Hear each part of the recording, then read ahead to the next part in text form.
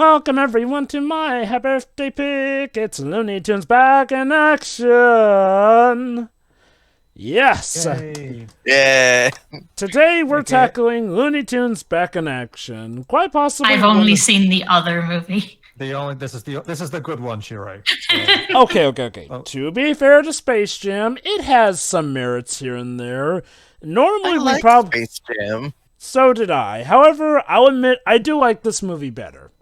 Now, normally we would have tackled Space Jam and gone into this movie, but there's a reason I picked this for my birthday pick, and that is because this movie is not only a pretty interesting critique, but a movie that looked into the future of what would eventually become of Warner Brothers. Let me put it like this.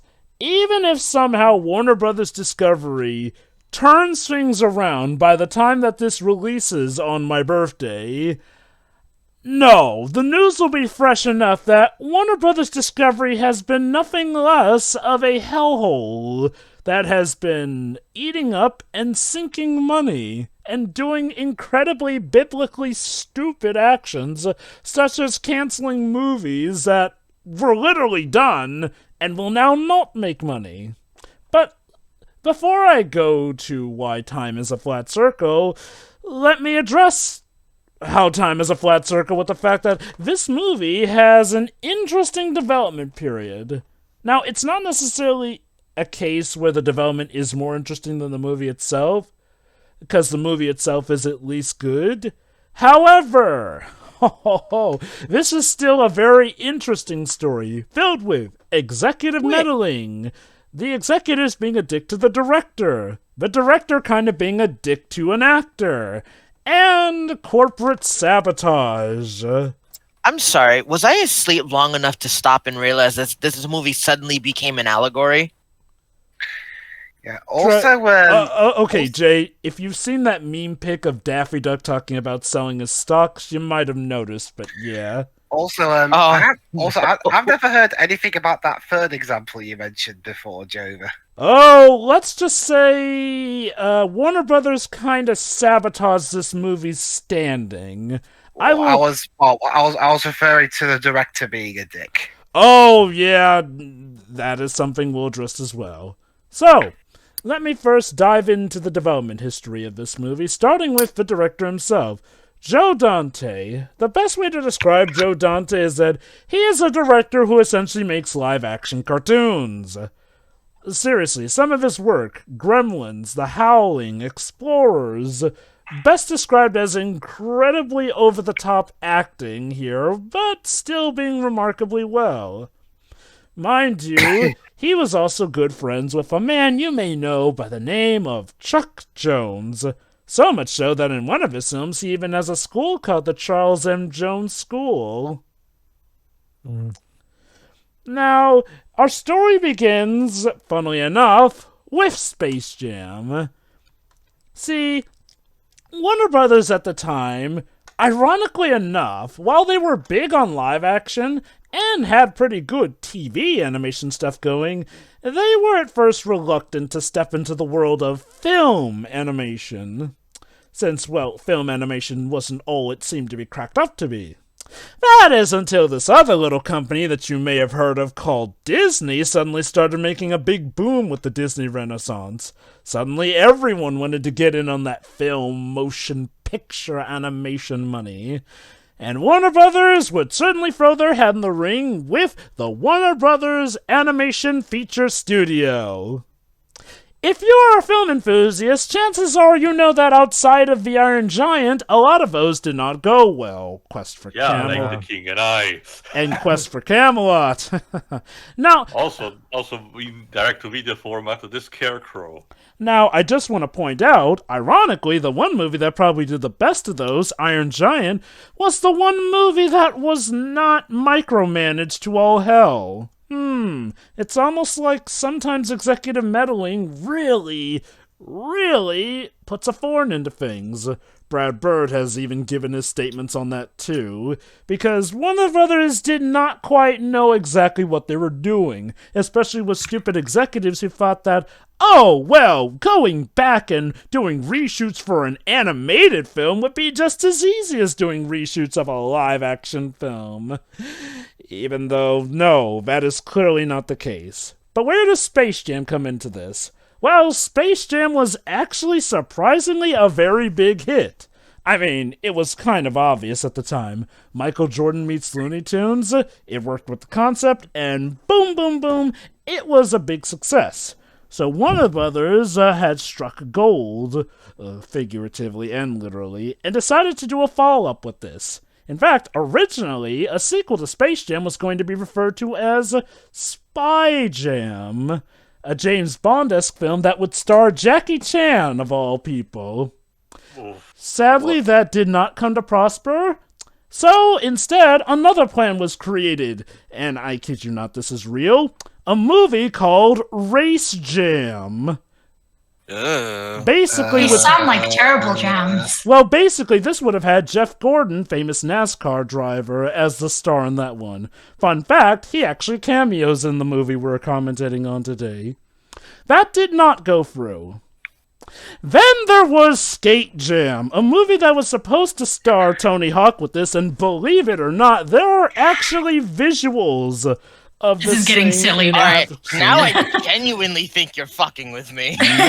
Nope. In fact, here is actually a picture from the marketing campaign for that very film. There it is. Tony Hawk along with Marvin the Martian and Taz, the Tasmanian Devil, skateboarding. That face is so cursed. Oh my god, that's You guys something. think he's got What I this think, framed in his house somewhere? What I take in all of this and combined also with the movie that we're watching today is that Warner Bros. Had absolute no faith in a standalone Looney Tunes movie. They wanted to just attach it to something else. Tio? Another potential sequel to Space Jam was going to star Tiger Woods. A golf jam, perhaps. Yeah, sport film, I get it. But even in general, even considering the movie we're doing today, Warner Bros. Did not consider making a proper standalone Looney Tunes movie on its own. No, it needed to be attached to something else. That's the thing, Teo. The closest we ever had to a proper Looney Tunes movie that's just a Looney Tunes were the movies that were made by The Chuck Jones in the compilations like 80s. Daffy Duck, Bastard, Yeah. yes. But I don't You know think there was an idea behind those. Do something like that, but instead of recycling the shorts, produce new material. But the formula can work on that front. Now, bringing this back to where these would eventually go, back to Spy Jam, though. That would be the movie that actually would come into play, but in a much, much different light of sorts.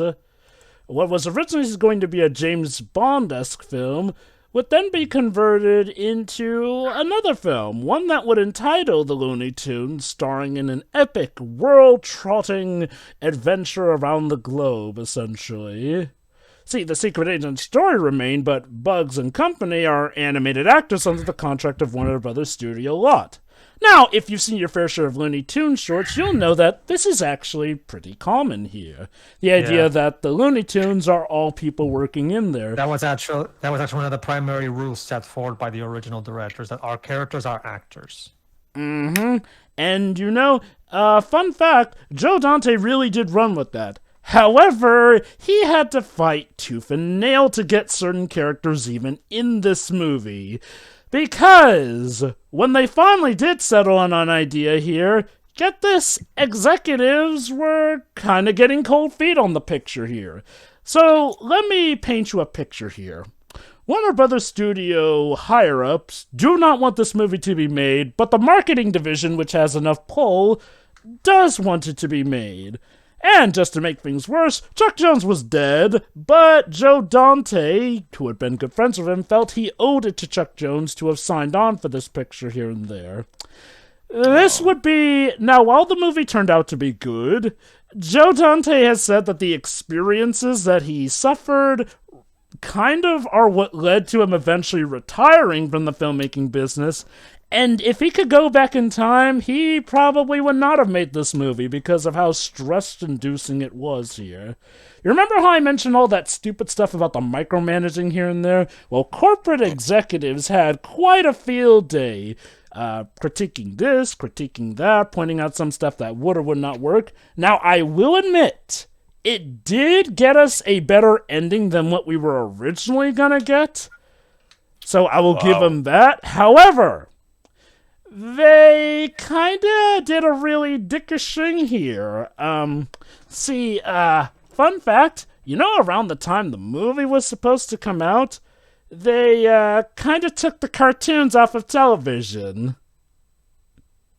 Yeah, it was at the early 2000s, so wasn't it kinda around the corner for stuff like Lunatics Unleashed? Oh, no. Lunatics Unleashed kind of happened in the wake of this movie because then executives thought that they really knew what the kids wanted for Looney Tunes, but... Okay, let me read you this quote from Joe Dante about the executive meddling. I signed on to this movie very soon after Chuck's passing to be the keeper of the flame, and to make sure the characters were presented in the classic tradition, to which I think we succeeded. The actual making of the movie was a very contentious enterprise because the powers that be didn't really want to make the movie, but the marketing department did. So there was a lot of tension as to what kind of movie it should be, and what the humor was. It was really not a pleasant situation for a year, and half of your life to be making a Bugs Bunny movie that no one is happy on it. There are some very nice things in it, but it was my last studio movie because it wasn't a pleasant situation. The irony was that after all the battling back and forth about the content of the movie, it didn't make any money because they took the cartoons off television, and the kids didn't know who Bugs Bunny was, so they didn't show up at the box office. Yes! Warner Brothers, in their infinite wisdom, pretty much sabotaged this movie, creating, well, a self-fulfilling prophecy. Around the time, they yanked the shorts off the television. And I know what some audience may be thinking. Well, surely these would be easy to find. Okay, let me take you back to the years of the early 2000s. YouTube was still not the presence that it is nowadays. And even still, getting, online television rips was still kind of okay, if you knew the right place, you could probably get these. But no, it is not nearly as easy back then as it is now. And I know, again, some may be saying, but what about the Golden Collections? See, here's the thing. Warner Brothers treated those like collector's items, essentially.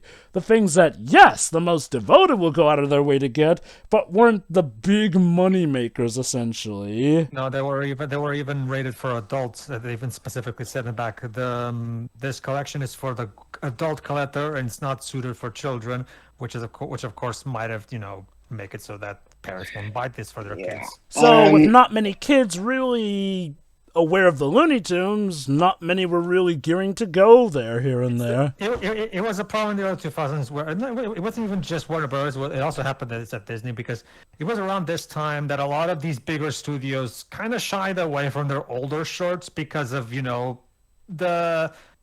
the outdated depictions of certain people that are in those shorts. So a lot of studios got really afraid of those shorts. Regardless, there were arguably plenty of updated shorts that could have circumvented that issue. So yeah, no. This was outright sabotage that occurred to the movie. Now, to be fair, Joe Dante himself is not entirely innocent as well. Remember how I mentioned that he was kind of a dick to one of the actors? Yeah. Tell me he's the one I think he is. He was a dick to Billy West, who at the time was playing Brendan Fraser. Oh, Brendan Fraser kind of has his own sad story tied to this movie, but later on that. No. Billy West, at the time, was the actor of Bugs Bunny, and who you may remember was Shaggy from Zombie Island and Witch's Ghost, essentially. Yeah. So, okay, Billy West kinda disagreed with this movie greatly, since he felt that Space Jam was a more faithful representation of the Looney Tunes. Now, whether or not you agree with him, that is fair and fine. No, the problem was how much this ended up clashing with Joe Dante.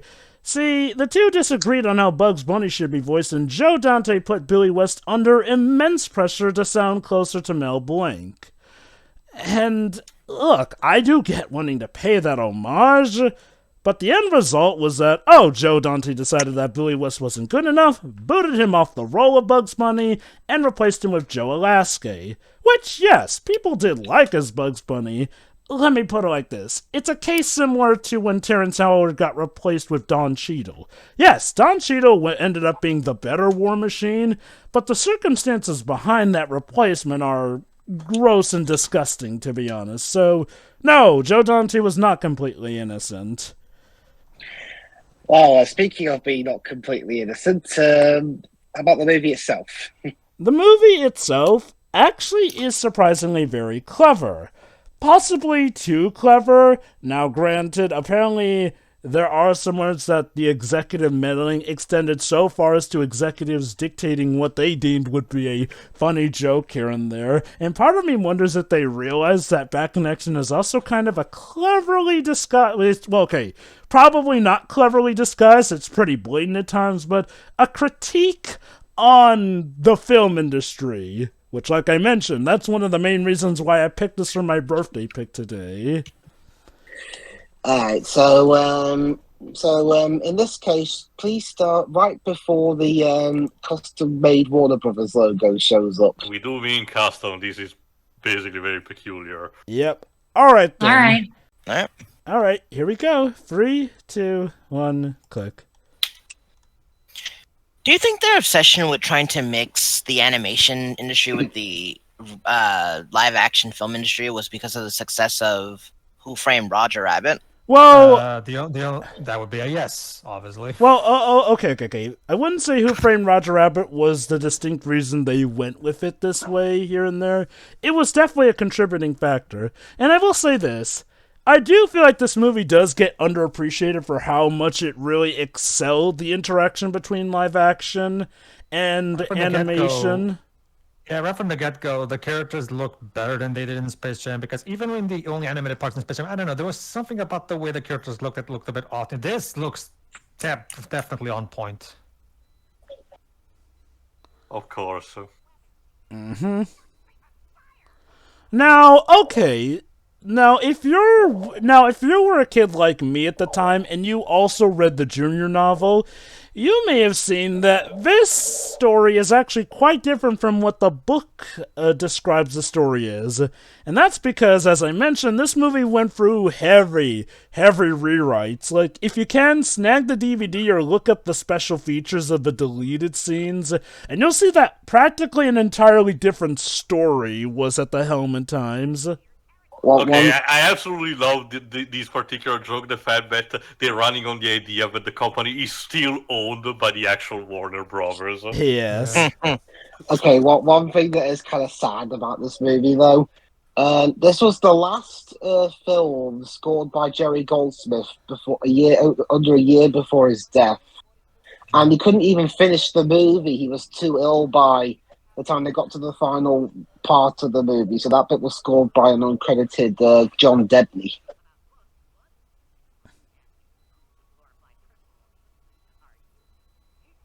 Ooh, old joke. Ouch. I see. Cold shoulder. Ha! Imagine that, the studio execs going for the easy corporate buy. Not just that, if you thought Warner Bros. Seemed to be going too much on the metal, on the pedal. Oh, there you go. See, the chart says that way we can appeal to both male and female the chart audiences. says. I mean, if the chart says it. But if you thought Ready Player One and Space Jam: New Legacy were already too much into Warner Bros. Flexing and referencing the stuff that they owned, they already were doing it for a very long time, and this is another example. Oh, sure. Well, that goes back to the original shorts. The original shorts had plenty of Warner Brothers references there. Like that's a trademark of the Looney Tunes. I thought it was more of a case of referencing whatever, not necessarily just the company's properties. Why is that? like, Stuff like Red Predator 1 is more specific. No, that's the thing too. Most of the time, Carl Stalling would always choose songs that were owned by Warner Brothers or relation to Warner Brothers films. Like, there were plenty of them. It was mostly because, if you reference our own stuff, we don't have to pay royalties to other studios. See? Also, yes, we're firing Daffy Duck. This is so tragic. I do like. Madonna. I How do do. you get rid of the comic relief in a movie like this? Oh, Hi, Brandon. you'll see, Jay. Hey, Brandon. I so miss him for these roles. Thankfully, same. it seems that his career is kind of starting to improve back a bit. But again, the idea will not be the same. Same as well, since I got introduced to Brendan Fraser via the first Jordan John movie. Also, November was not a good month for Warner Brothers in terms of the box office. Do you know what film of theirs came out over a week before this movie? License to Spy. You know what film of theirs came out over a week before this movie? What? Matrix Revolutions. Oh, also Warner Brothers. Yeah. Also, Dibs, apparently License to Spy is the winner of 3 Spy Awards. Did you know that? Well, I mean, if spies are awards, they're not very good spies, are they? So yeah, Brendan Fraser plays a security guard. Mm-hmm. A Warner Brothers security guard. Who's trying to make it as a stuntman. Now, Brendan Fraser has gone on to admit that when he took this movie, he was at something of a low point in his life. Like, he felt he was really starting to kind of loathe himself, felt that he was kind of garnering this persona of being... The VP of comedy. Interesting. Yes. Company structure there. There's a comedy division in the company. I mean... That's actually not too out there.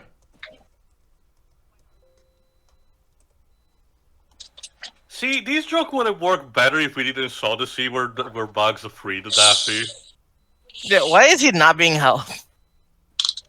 Because... Do as you're What's that told, face, Brandon.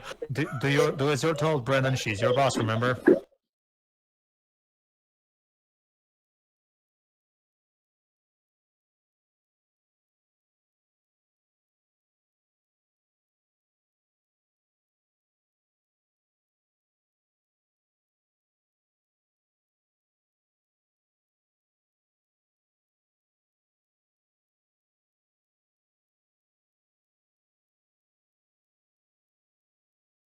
Also, remember this, it will be a plot point for later, believe it or not.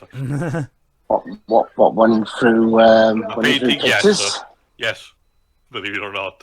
Alright, I'm not gonna lie, the hallway gag was actually really clever. Oh, yeah. Hey, where are the Animaniacs? Whoa. And Brendan Fraser died. Oh, and hey! It's Roger Corman. No, I'm not. Also was a friend of Ooh, Joe good Dante, landing. if I recall correctly. Hey, also, Jay, the Warners are in the water tower. Yeah, I know, they passed by the Warner Tower. Oh, yeah, Also- the water tower's right now. It's Also- they're sealed. So Hey, Batman. yes, Jova. Yes, Hey, Batman. by the way, that's Roger Corman directing a Batman movie. One can only wonder what that would have turned out like. Interesting at the very least. Also, believe it or not, I don't think I mentioned this, but I actually saw this in theater when it came out.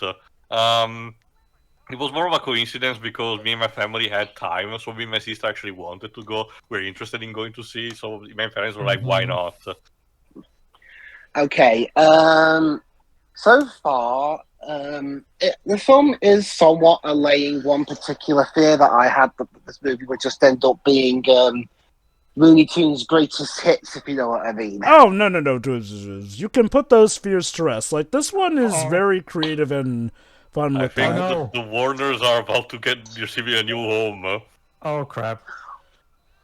The little umbrella. Well, It gets Aw. better, Jay. Poor Yeah, Yakko, it Wacko, does. and Dot.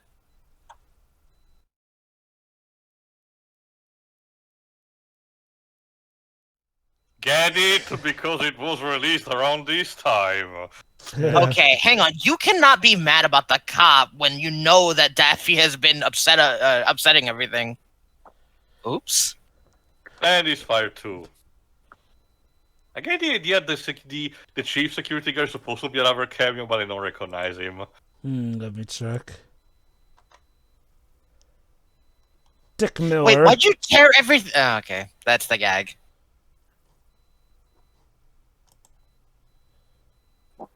Let me see.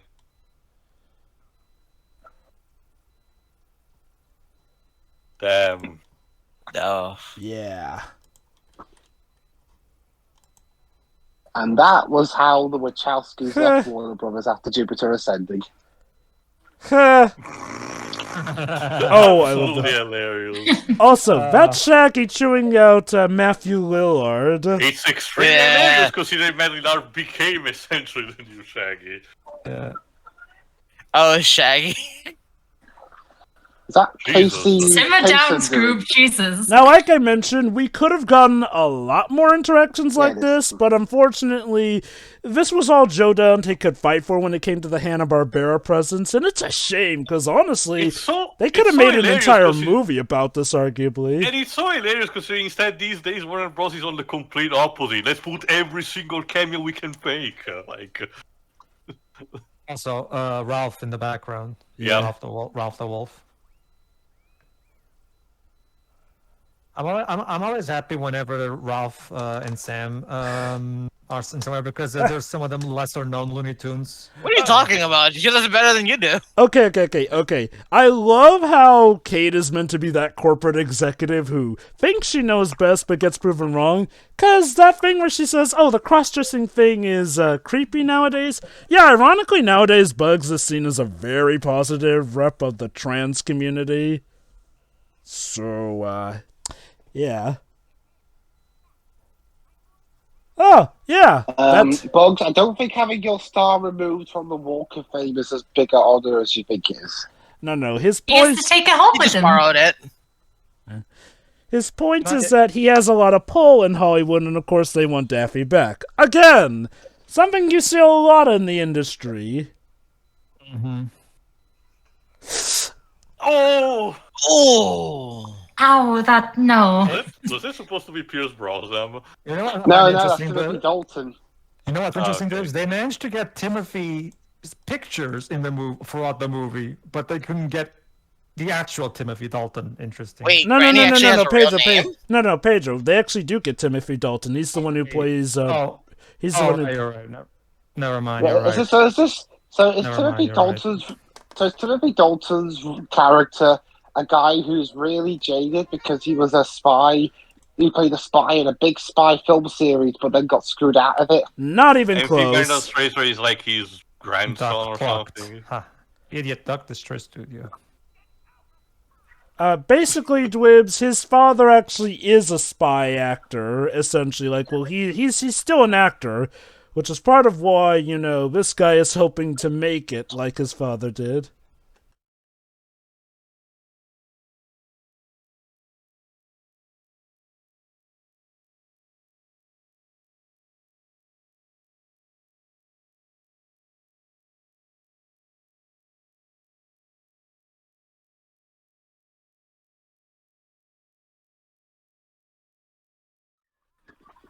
He's 15 not years even that later, that will be a anymore. very common event.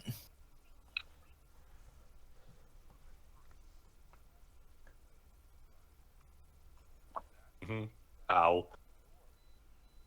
What's sad is that this character has been in more Bond movies than Dalton had. Maybe He's only in that's 2 Bond good. films. Oh, remember this. Timothy Dalton they got him because Pierce Brosnan wasn't available yet. So yeah, that's kind of what he was. He was the second pick. They, So. they did get him, but then Remington Steele happened again, and yeah. What's this? The TV remote is ringing.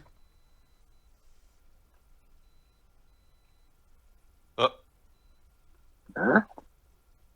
An actor playing a super spy continue to be a super spy playing an actor. Yeah. So, surprise of all surprises, it turns out Daffy was right. His dad is a spy who plays a spy in movies as a cover to keep people from realizing that he actually is a spy.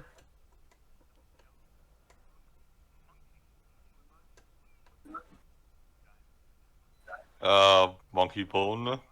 He was in Brendan Fraser was in that.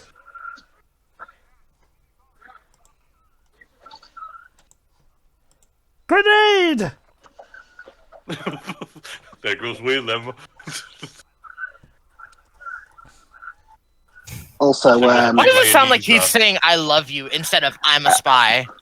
okay, two things. One, his dad's this American guy's dad is British, and two, wow, I would never have figured that Timothy Dalton would be in a Looney Tunes movie. To be fair, Dribs, there are plenty of American people who have British fathers. Like, you know, the mother could have been American. Yep. I mean, look, this isn't like Monster Family where everyone in America for some reason turned British. That is a pizza delivery vehicle. Yeet.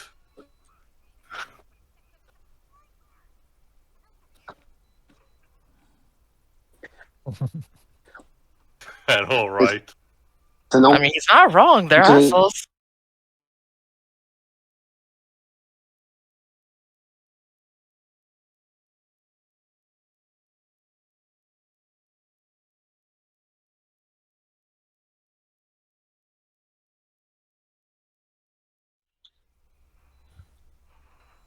Ah, they just missed the spy car.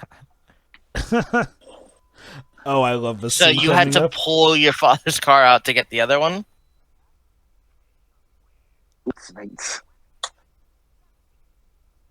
Oh, I love this bit, actually.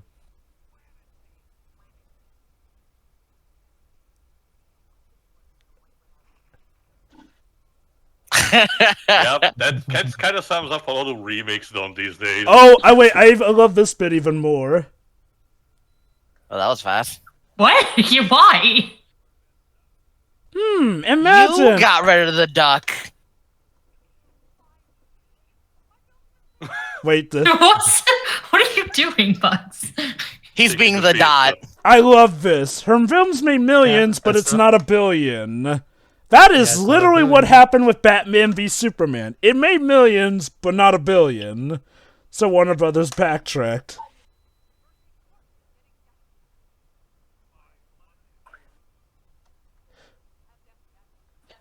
I love this. It really does show how flip-floppy the film industry can be, essentially. The minute they get rid of what made the money and realizing, oh crap, we've made a huge mistake. Also, he literally hit the road. Bugs, Cute. at this point in time, you have been in Space Jam. You should know not to say doll anymore. No. We know not to cancel Bugs. No, it's usually because he finds himself in imminent danger when he does.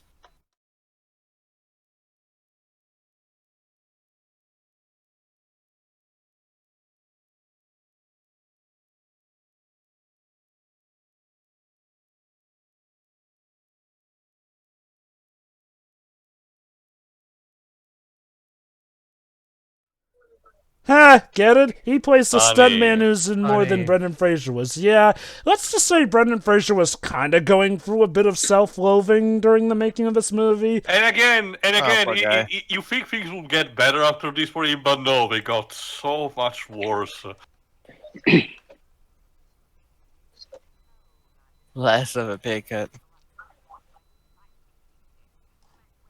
Again, as a kid, I laughed at this movie because it was fun, but as an adult, I get the extra layer of this being, again, probably not a well-disguised critique, but a well-fleshed-out critique of Warner Brothers and the film industry. Oh, Las Vegas, 125 Miles, I guess. kilometers. Miles. In America, they use milestones. All right, time to So do answer we. one thing. One thing that was actually, Uh-oh. always hinted at in cartoons and everything was the actual Acme Corporation. Again, we only see their gadgets that we're doing, but we never get to see the place, nor who is responsible for that. So this movie provides us the answer. I swear, that guy looks like a wrestler. For a second. I was about to say, that guy looks like a And who's the wrestler. chairman? Steve Marty, what are you doing here? Okay, let me just say this. In a Looney Tunes movie, Steve Martin manages to be the most animated cartoon of the ball. Also, Ron Perlman, one of the chairman board of hang on. directors, what is he doing? Him too. Oh, hang on a minute. Wait, that is Bill Goldberg. Yeah. Oh yeah, they got quite a few keen actors in this movie.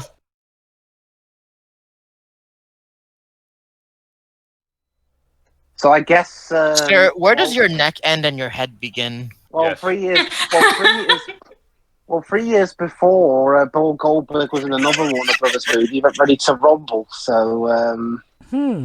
So that guy is a wrestler. I thought he looked like one. Yeah. Singer. Yeah, he is, yeah. And the Jonah and the Springer. I love to sing. Wait until he figures out about HDMI. As per tradition, nothing that makes that Acme works.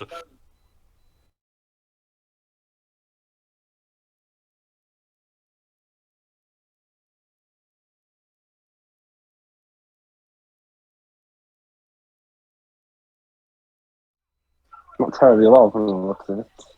Oh my god, I just... Yeah, How do you do that? he's a very good He's spy. just that awesome. Also, hi, Yeah. Doctor. Yeah. That was the doctor from Star Trek Voyager. Yep. Steve Martin's performance in this movie is a treasure, to say the least. Yeah. Is this so? Well- Is the joke that he's been sitting down in that chair for so long he can't move properly, or is he just really, really clumsy? He's quirky. I do wonder, however, if it was a performance, as in, I'm just gonna Sexual.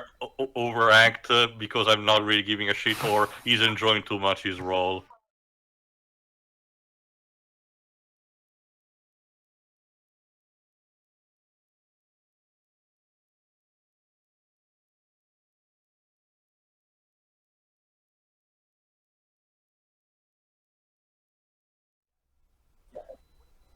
Oh, hey, it's that guy from The Office. Marvin Acme, you wouldn't have wanted to see this happen to your company.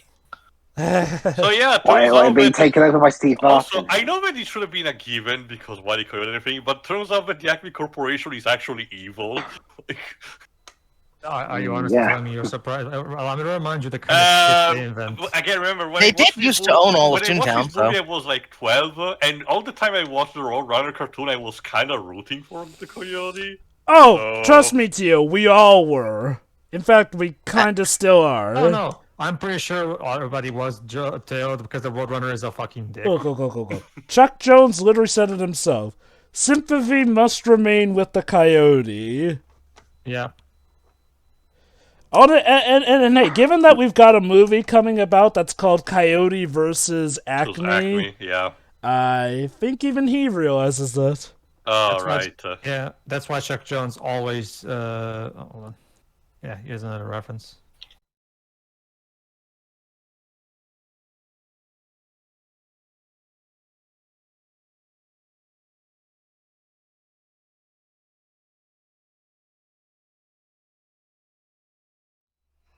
Bugs, you're always naked. Like, Thank you. I mean, The to be reference to him fair, using chocolate syrup. yeah, to be fair, that's what Hitchcock did. He actually Yeah, used chocolate he used syrup chocolate for that syrup. syrup. Yeah.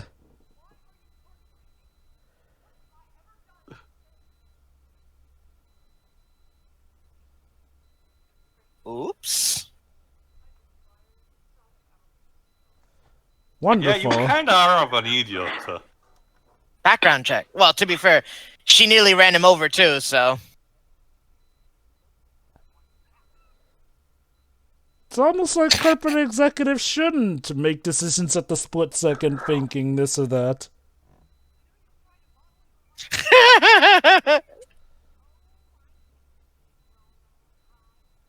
That's a woman. Yeah.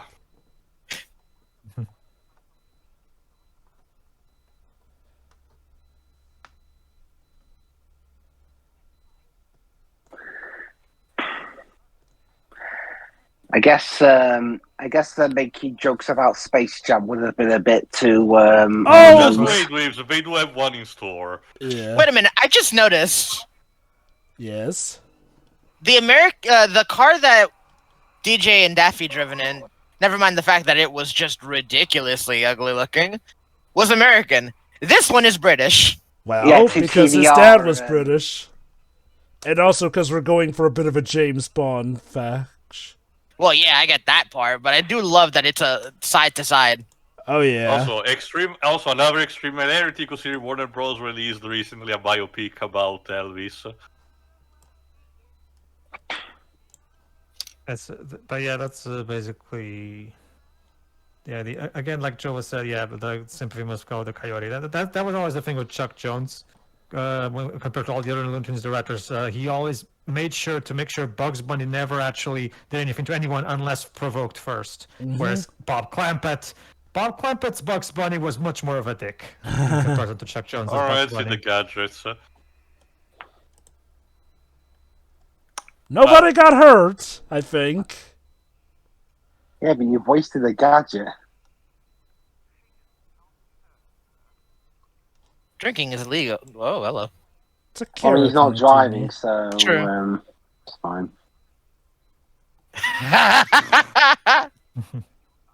Okay, to be fair, she technically pressed that.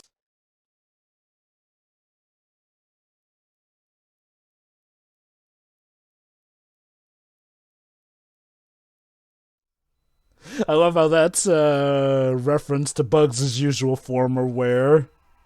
Yeah. Same as no black tie, but oh. Now we just need a wig on him, and he can be, paraded as Leopold, like in that one of my favorite shorts. Welcome to Las Vegas, the city of casinos. How many of these buildings have been demolished? All I of don't them, know. including this one here. Oh wait, Junior, Senior?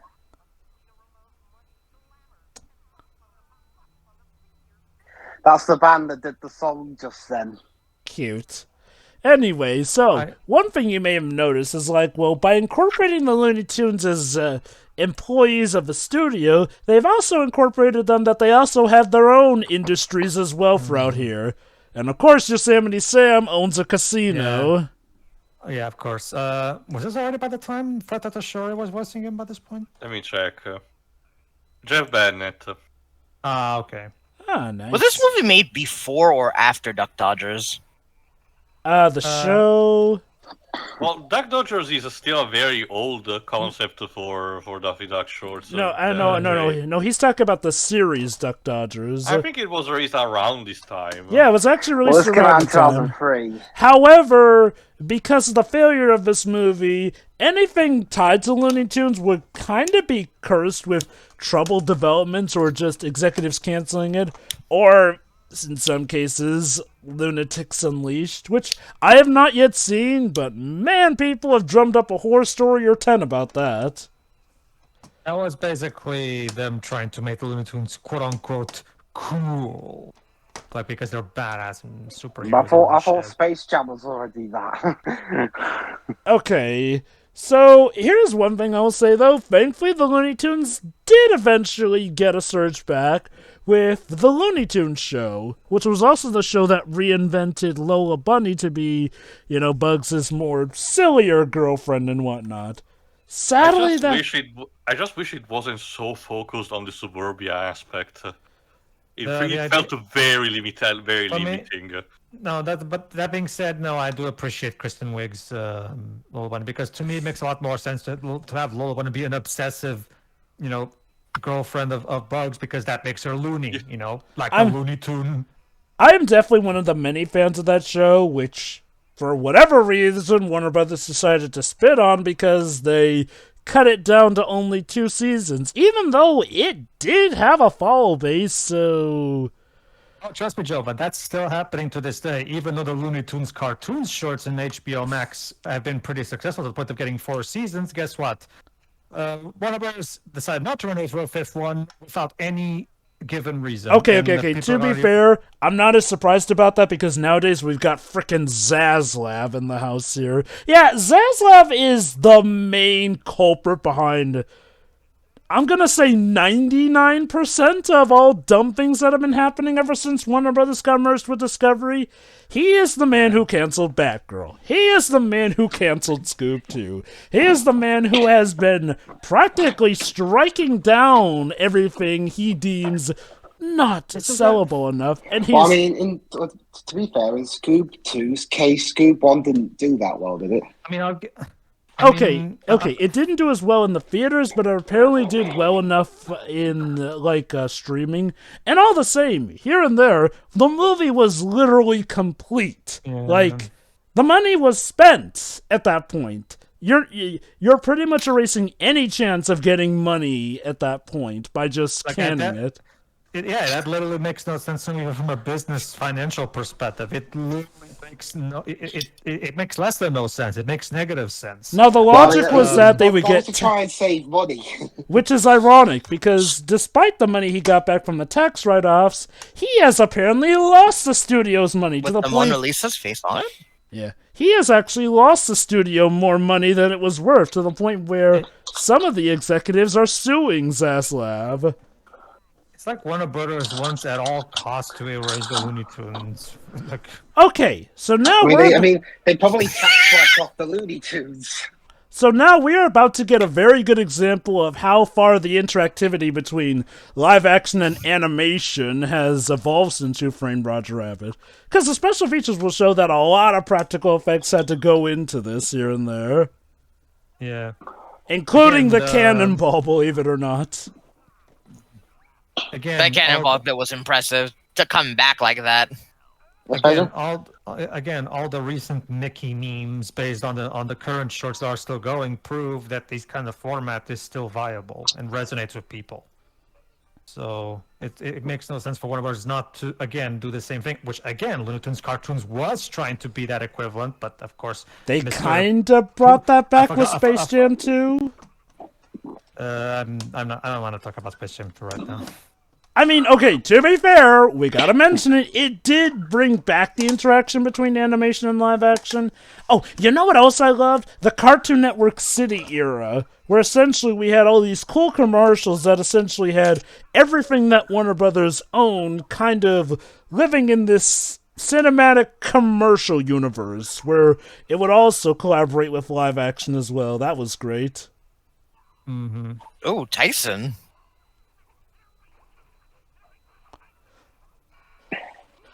Again, I'll give Brendan Fraser credit. He's definitely trying.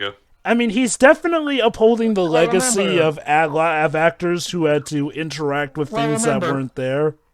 Well, remember, Joe, before this, he was in the first George in the Jungle, so he already had experience with training with characters that weren't actually there. So. Ooh. Yeah, there ain't no mocapping enough for them. You can do it! And and Brendan Fraser died again. When this happened in another Warner Brothers movie the previous year, that particular character died.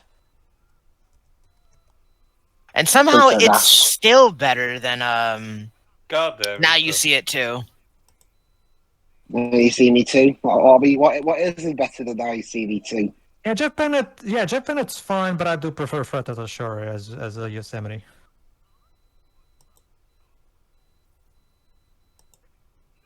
Fred Tatasciore's voice is closer to Mel Blanc's original. Goddamn luck. This is 21 Hold 'em Up. No, I know. I'm familiar with Blackjack.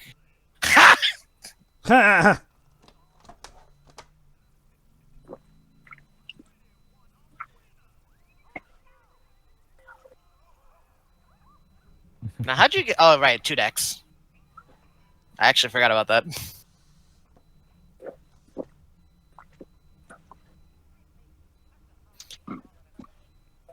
How about you put it? Yeah, there you go. Put it in your buck and go.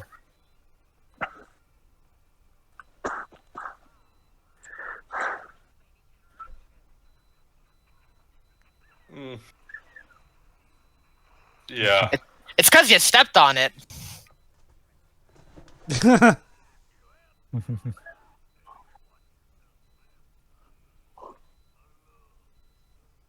Narcissist.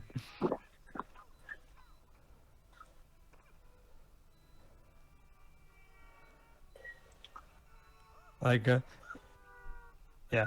Oh, hey, Jeff Gordon.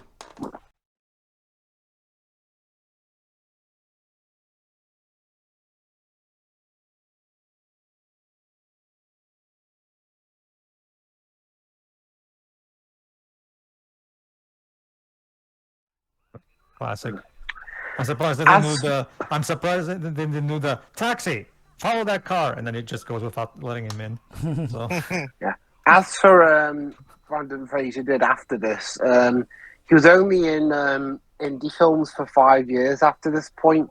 He did make a big screen, more bigger scale comeback in 2008 with as well as 3 films. We found Daffy. Yep, he Link never Heart. misses a cue. Loyal I worker. actually saw that one, Waves.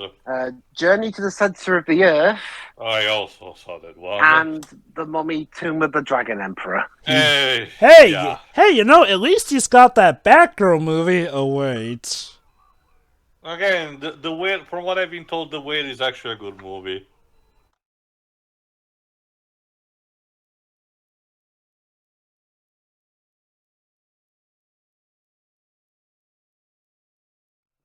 I'm sorry, Miss. Did you just forget that he's the son of a movie star again? Kate's kind of a dick, let's just say. This is not a good written character. No. Again, she is the But it's perfect for the movie. Wait, Jay. She's a corporate executive.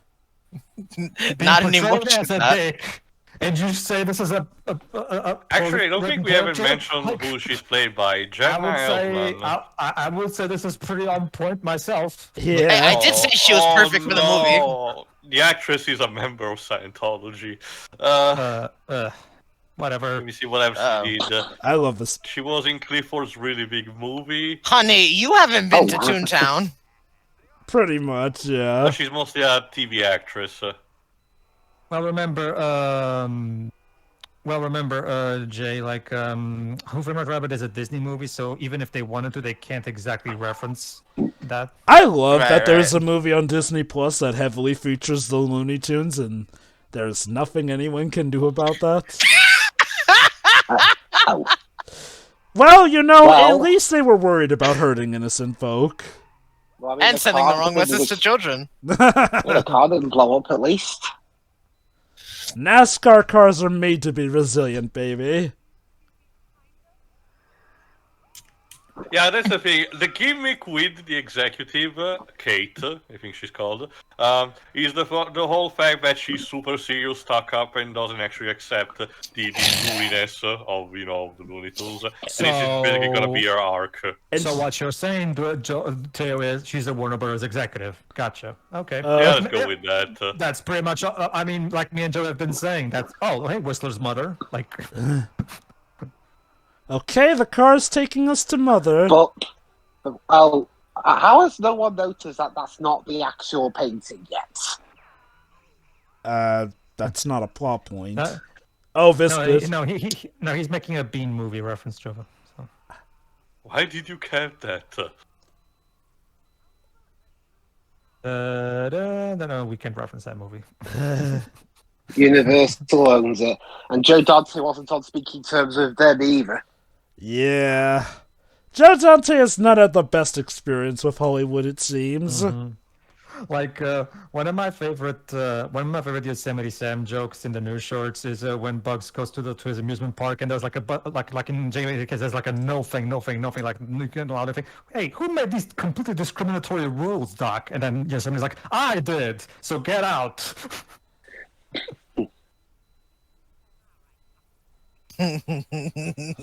Fueling the Bugs Bunny and Daffy Duck shippers, I see.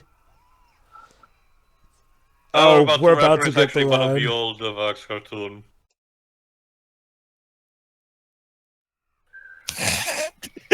This line. Yeah. Take some spells. No, Take some and then we cut an even more scared face. That's great. Oh, reference. wait, this joke bit here. This one too. Ah.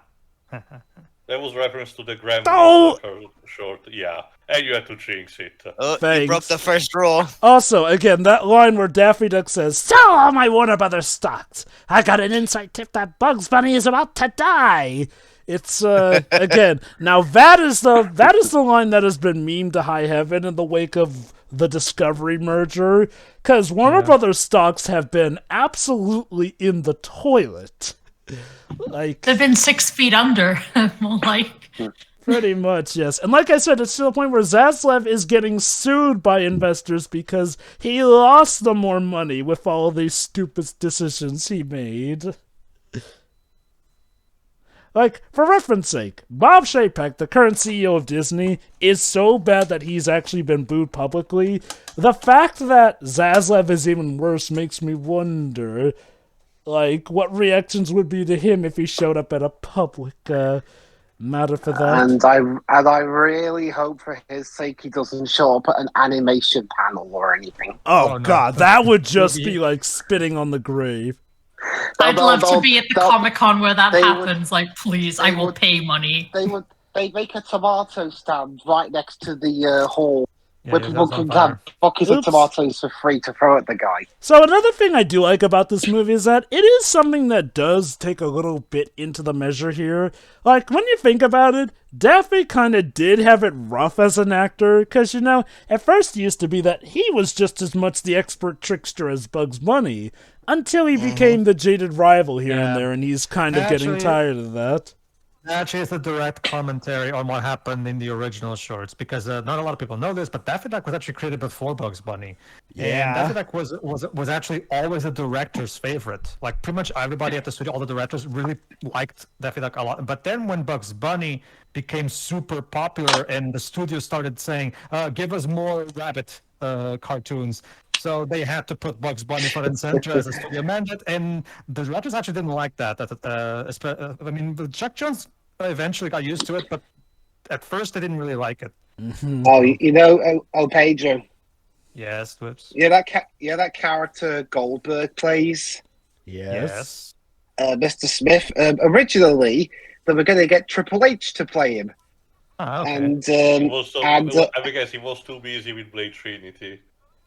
I'm not sure about that, but they actually based some of the feud they had with Goldberg on that. I love that bit. I know, Is it a mirage or just product placement? They can be both. Yes, that's Yeah, a why very would you have a Walmart in the desert? That's so funny. product placement. The movie literally admits it's product placement. Even Kate says, the audience expects it. I mean, at least they can stay hydrated. See, Walmart was willing to give him that. Again, I love how ingenious this movie is. Like, it really is a shame that this movie got the short end of the box office, because honestly, there is some really creative gold here. Sad thing was that they also canned their theatrical shorts that came with movies as well. Yeah. And those were pretty good, honestly. And again, believe it or not, some of those shorts were actually completed, but never saw the light of day. Again, just like with Batgirl.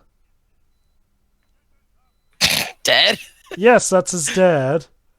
I mean, you know, he's a nice guy who still hires his dad when he needs a job.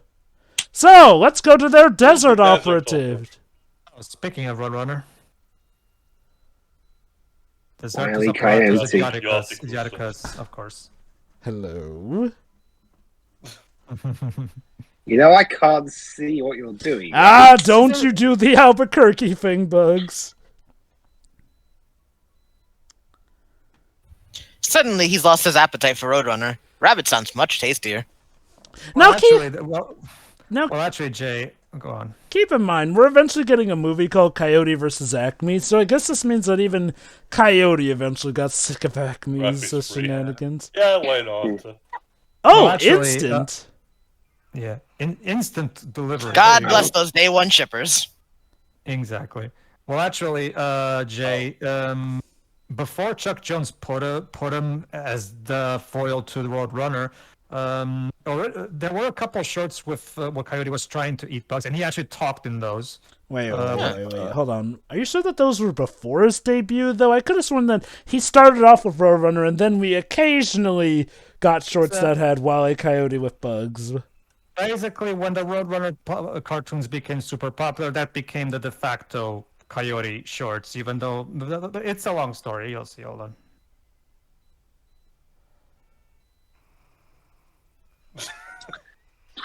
Hey, at least this time it worked. Huh? About that to you. Like we've been saying throughout this entire commentary, Joe. Oh, and it was a dud. But nope. It there it is. Took him in the asses.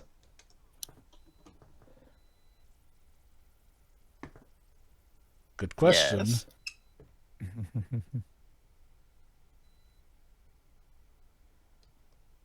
Like we've said throughout this commentary, Joe, if the Warner's executives will it, the directors have to reluctantly do it. I love how this movie also portrays the Warner Brothers as incredibly old, out-of-touch men who think that they need to look at actual telephones instead of their smartphones or cell phones at the time. I wonder. He's good at this. Oh, thank you, Jay. Shouldn't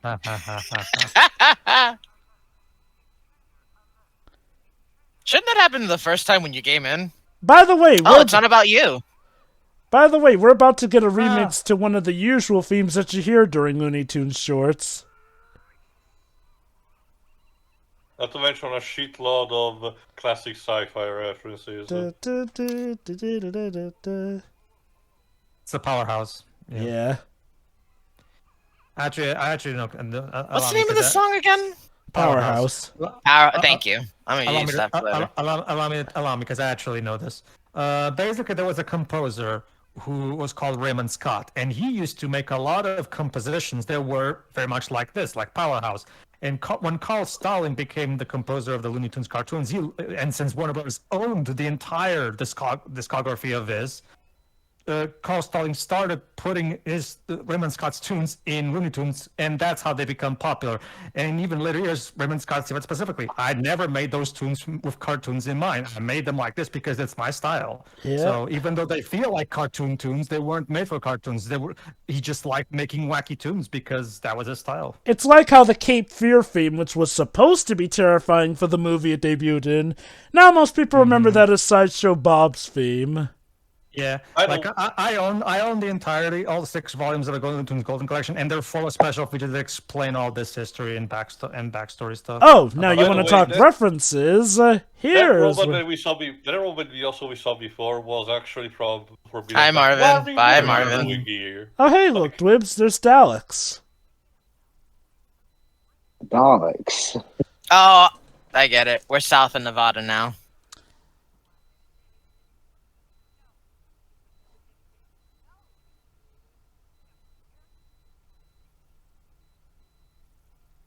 Joe Cusack. This is the dumbest and most genius I love came up with.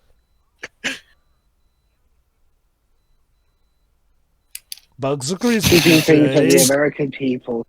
See what he said. Oh, that means screwball. Okay. Wait, fun fact, for the Italian dub, they actually had to explain that joke because we don't use that expression. Yeah. Okay. Invasion of what is natural, that's cool.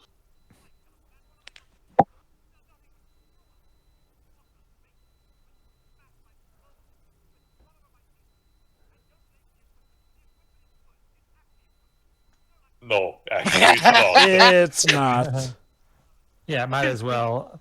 Might as well say this. Might as well answer you, Jova. Okay, basically, yes. While he did make his premiere in Fast and Furious with Roadrunner, Chuck Jones originally intended him to be a character that would show up in plenty of other cartoons, which is why he had those Bugs Bunny included this shorts. bit. How?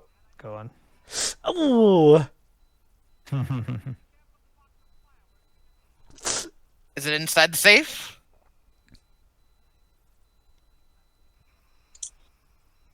He'll be fine. I'm sure. Probably couldn't have heard you anyway. You have 12 VPs and they're all named after different things. I love it. Yes. Is this? Oh yeah. Also, This movie is chock full of Easter eggs like that. is this Marvin's punishment for refereeing that match in Space Jam? Oh no. He's just staying here as an undercover Acme agent.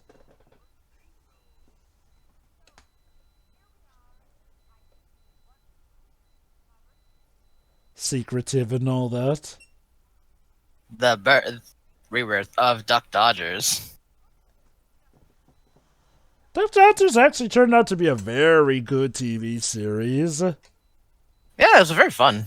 And I can kind of get why it was a thing. See, this was ironically the studios actually wanting to give Daffy his big break, which, lo and behold, he got. He even got a whole series to himself as well.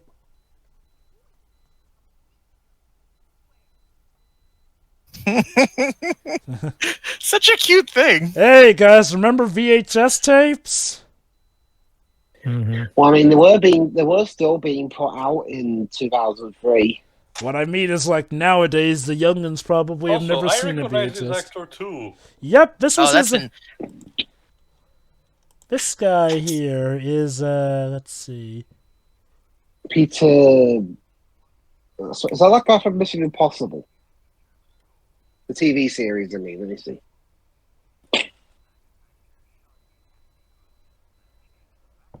Even he admits the Acme goods are shoddy. Is this Yzma's grandfather? This is Kevin McCarthy, I believe. Oh wait, never mind. No, Kevin McCarthy was. You saw the nothing. Cameo. Yeah. Yeah, that's basically our plot. The surprising DJ, point your finger a little further to the left. 2/3 in, we actually get to what the plot is. They want a jewel that converts people into monkeys. Why monkeys? Why not?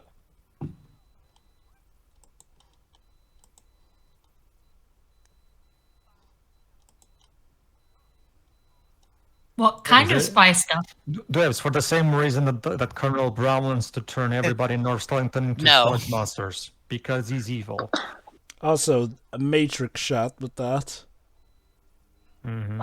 It's funny because the Matrix came out over a week before this. The new password. But yeah, yeah. But yeah, for those who haven't seen those shorts, Wile E. Coyote's actual voice that Mel Blanc gave him was this egomaniacal, kind of refined, almost British-sounding character. However, the executives came in. The Roadrunner cartoons are incredibly popular and profitable because they're cheap to make. So just make more of those. Don't bother with putting the Coyote anywhere else because that's where you should put it. Funnily enough, Rover and Wile E. Coyote are so popular that they have rivaled, if not occasionally surpassed, Bugs Bunny in popularity. That's the thing, Jova. Sorry, go on and finish. To the point where there was literally a movie titled Bugs Bunny and Roadrunner. Again, another compilation. Brainwashing. Brain scrubbing. Yeah, here's an interesting piece of trivia, Jova. Have you seen what many consider Chuck Jones' masterpiece? What's Opera Duck? What's Opera Duck? Yes. Yeah. Okay. Here's a fun fact, Jova. That short took them like 4 to 5 years to make. And while they were taking their sweet time on that passion project, Chuck Jones also kept on the side making Roadrunner cartoons because, as he said years later, they were cheap and easier to make. So it kept the studio happy because they were easy to make profit on, and that allowed Chuck Jones to, take his time with his masterpiece. I'll be honest, Roadrunner and Wile E. Coyote were definitely my favorite Looney Tunes segments. Oh, sure. No, that's not to Mine say was, he didn't put effort in those, because Chuck Jones always took pride in everything he made, so he still put effort in those. Feed me, Seymour. My favorite Looney Tunes always been Taz. Oh, Okay. snap. You definitely can't be here. Yes, they Yeah, can. what are the Daleks doing here? I don't know, Well, they're dude, aliens and we caught them. Remember, this was like 2 years before the Doctor Who revival. The BBC. See, that's the problem. This is America. So either the BBC or the estate of Terry Nation made a fortune on this movie. See, the thing is, when it comes to favorite Looney Tunes, it's a bit interesting for me. Well, my favorite Looney Tune is Daffy Duck, but probably not the Daffy you guys know. Like, you guys probably think of this Daffy, aka Chuck Jones Daffy Duck. I personally prefer Bob Clampett / Tex Avery's Daffy Duck, aka the one before Bugs Bunny rose to prominence. Oh yeah, I can totally get that. And which is why I love the Looney Tunes cartoon short so much, because they brought back OG Daffy back when he was, Daffy. Because the reason he's called Daffy Duck is because he's even more insane than most Looney Tunes. Actually, he was the original insane character of the roster. But Chuck Jones Daffy is not really Daffy. I mean, he's wacky, but he's not really as Daffy as he was in his original days. Oh, he's wacky. It's just that his main shtick was his rivalry with Bugs, which, admittedly, some people did find appealing, and it did help keep him around as probably the number 2 face of Looney Tunes. Sure. Nowadays, a lot of cartoons try to give them more equal footing. Yeah. Yes. Just like Yes. that. Top footage. Well, it's like the Jello Line, that thing. Well, like I said, Joe, what I like, one of the things that I like about it is how nowadays they have Daffy Duck be paired more like with Porky Pig, like he originally was. So, whereas Bugs Bunny is mostly, with Elmer Fudd and Yosemite Sam, which of course those are his classic opponents. So. Ah man, scene transitions never came with costume changes ever since 2007. Budget cuts. Especially with Eric Bauza. Like Eric Bauza makes a perfect impression of Mel Blanc's original Daffy Duck. Oh, I found out the reason why the Daleks were in the movie. What? Steve Martin. He champion for having them in? Yeah, but he assumed that the Daleks were in the public domain. Oh, They aren't. that's right. They aren't. They're owned by the estate of their creator, Terry Nation, and okay. I caused some issues. I love the implication that Leonardo da Vinci painted several layers, one of which involves Mona Lisa in her underwear. Also, it was because of the Daleks being in this movie that the Daleks were almost not in the first series of the Doctor Who revival. So, Thanks Backin actually nearly killed Doctor Who. Yeah, no, it Remember, really did around not this almost time, kill as far Doctor as Who. everyone knew, Doctor Who was dead already. Yeah. Like, honestly, dudes, let's not give this movie the credit. Doctor Who got itself into that mess. Also, there's the whole Mona Lisa with the underwear thing. It's like the poster of Whistler's sister. I guess. And to be more specific, the Daleks are more based off the ones in the Peter Cushing movies, not the ones from the show. Okay. What gives, Doc? We made 35 pictures. Yeah, I'm secretly evil. Uh-oh. And after we banded together to fight off those aliens in Space Jam. Yeah, that would be cliche as fuck. You skipped the wouldn't it? step, buddy. All right. What about you, Shiroi? Who's your favorite Looney Tunes character? Generally, I'm pretty indifferent. Okay, so here is one of the best things ever. You know how Looney Tunes can go to weird places? Well, now we get to see Elmer Fudd chase Daffy and Bugs through several of the most famous paintings in the Louvre. Oh, that's actually... That sounds like it came straight out of a short. That's something Chuck Jones would make, actually. God, that's unsettling. Some of those people kind of fucked up like that, Shiro. Yeah.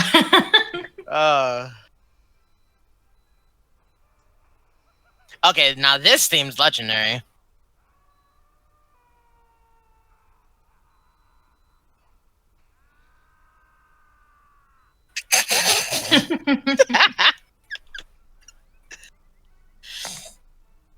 Yes, and now we're in Orpheus in the underworld.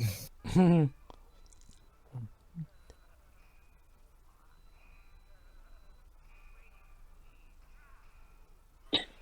of like Velmer thought it's going through his own Duck Hummok style short. Mm-hmm.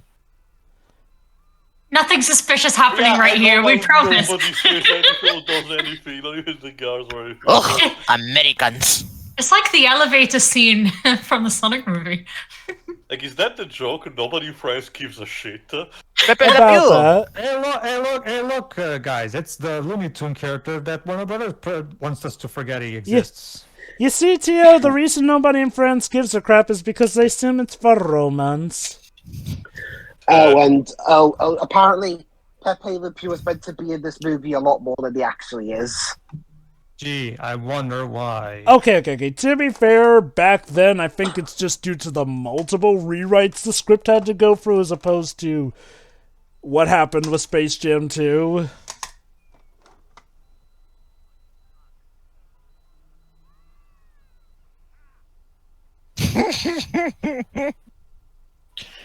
You're not going to shoot a child now, are you?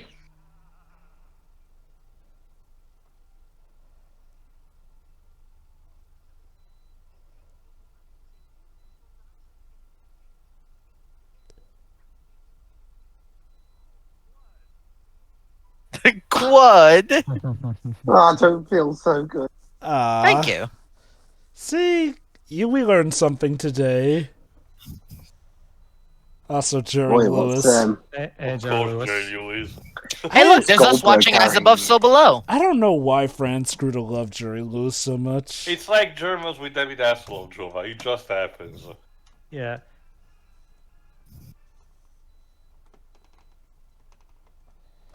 Okay, time to use those rocket pants.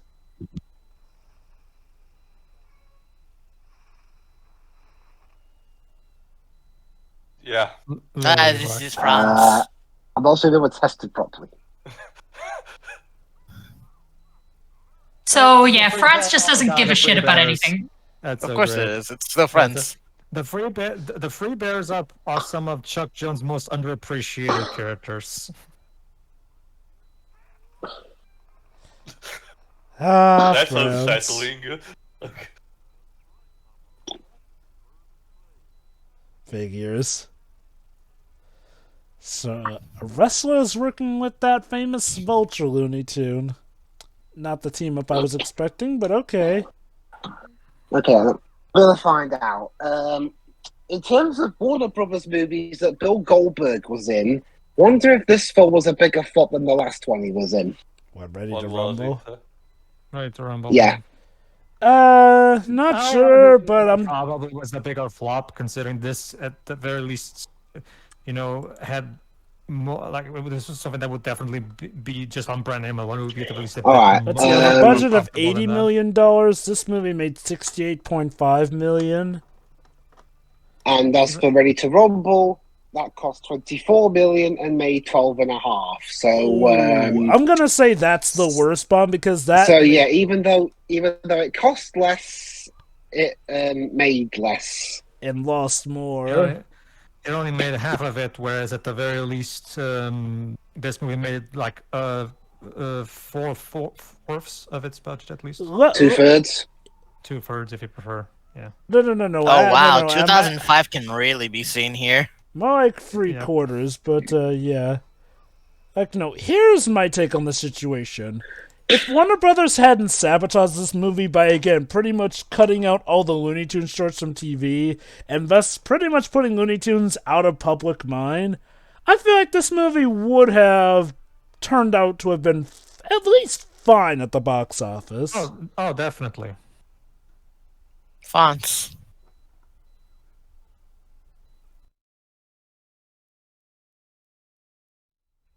Okay, okay, I should mention, Joe, the whole them stopped showing the Looney Tunes short things.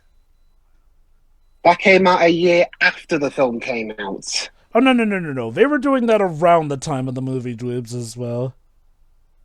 Not found anything about Remind me, Jova, when did Cartoon Network start up their Boomerang channel? Let's see, the Boomerang I think it channel. was still also around this time. Because if I remember correctly, weren't the Looney Tunes shorts airing on that channel? Oh, Looney Tunes. 1990. Okay, it started as a channel in 2000. Anyway, the Looney Okay. Tunes shorts were still being shown on Cartoon Network around the time. They hadn't been banished to Boomerang until a bit later, but... Oh.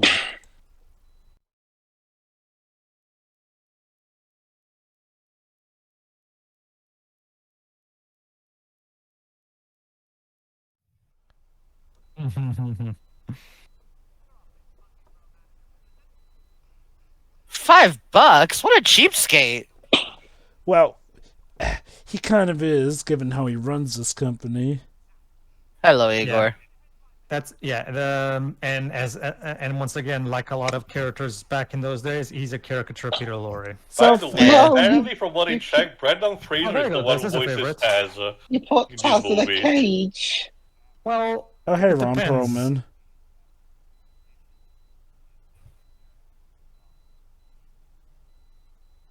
Wow, you've yes, learned something. That is correct. Yes. About Ouch. that.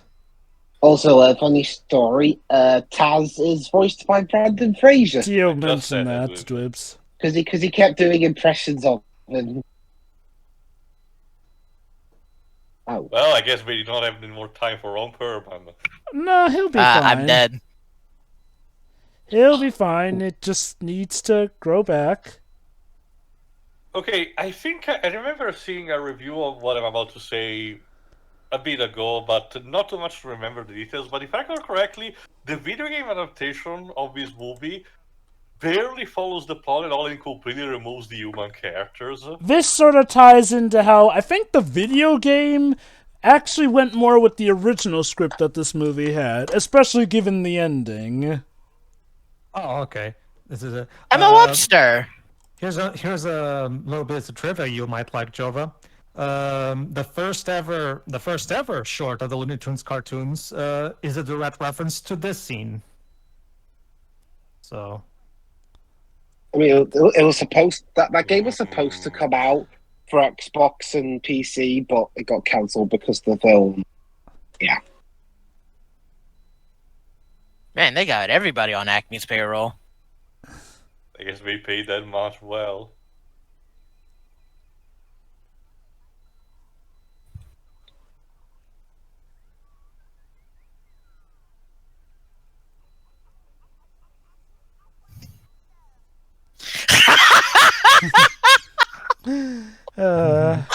Okay, that Asshole was bird. genuinely clever. Yeah.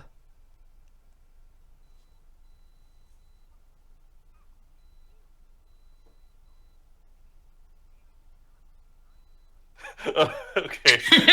I think this actually that was actually my favorite joke of the entire movie. Man. Thank you for acknowledging our suffering, I guess. My favourite's still the bit where Bugs and Daffy were writing their last will and testament in the background. Yeah. That bit's for Keen.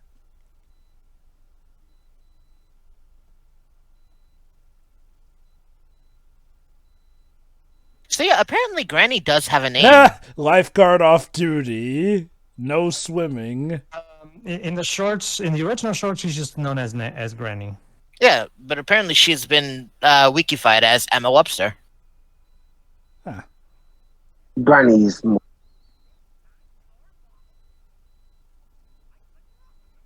Yeah. I couldn't find a. Hold on. All right, Java. I couldn't find one where they show the entirety of the elephant. Just picture an elephant below what you see in that image. You basically. asked?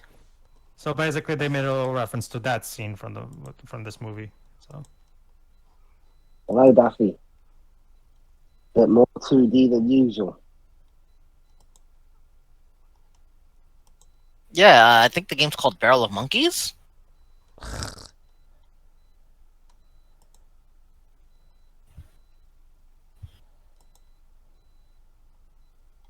I love how the mechanism is the exact same identical to the one of the Book of the Dead in the Mummy. It couldn't have been a coincidence.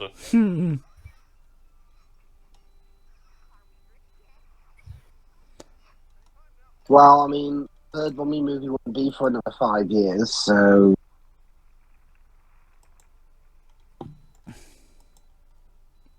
That was some good parrying, mate. Mm-hmm.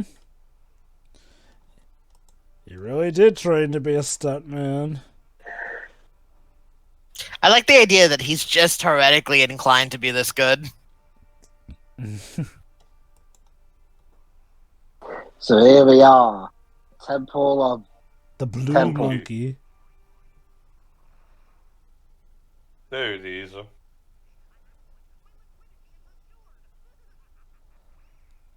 You plan on selling it?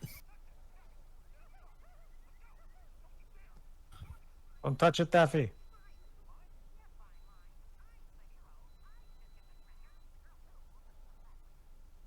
Uh-huh. Sure. There isn't.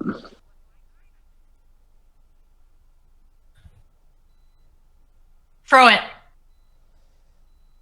Infidels, you have touched No, the no, forbidden get treasure. Get the blue gem out, then throw it.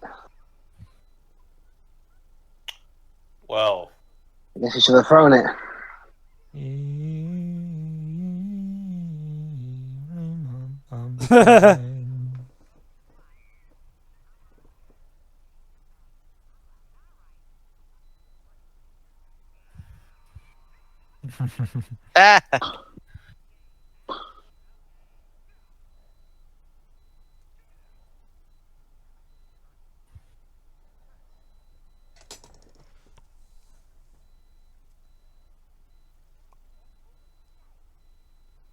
Granny, no! Oh, actually, they weren't them. It was me all along. It was Goldberg, the other guy, Jeez, that must have been terrible for your back. and Taz as well.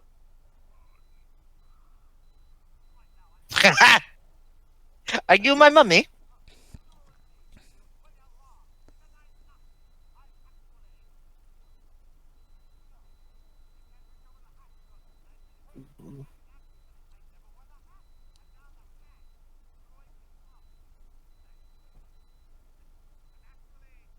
Yeah, kind of with Brandon Fraser is one. He was actually Turpy Dalton.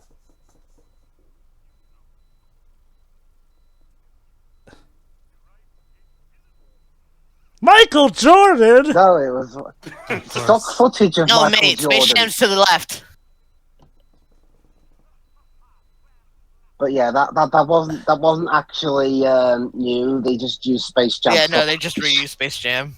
Yeah. Thank you, That but... genuine line. Okay, so originally there was going to be a completely different climax, which actually would have taken place at the temple, essentially. Yeah, didn't it involve, like, Tweety becoming this Frankenstein monster version? More like a dinosaur, since the idea was that the gem would actually revert people, kind of similar to the devolution guns from the Super Mario Brothers movie, of all things. Not to mention the whole Tweety becoming a monster thing is actually a direct reference to a Dr. Jekyll and Mr. Hyde parody shirt that they one made. that terrified me as a child. But Oh, hello. So Goldberg was a female Tasmanian devil all Oh, along. a true happy ending. always known. Are you okay, dude? I don't think Oh. any of them are okay. The buck teeth. This is what happens. I told you that you shouldn't put more than one life form into the pod. Into the pod. Have you ever seen The Fly?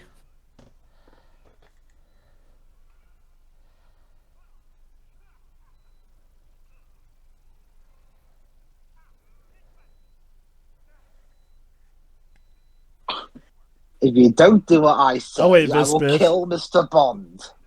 The Acme Hey, train put of some death. tape on the back of your control remotes.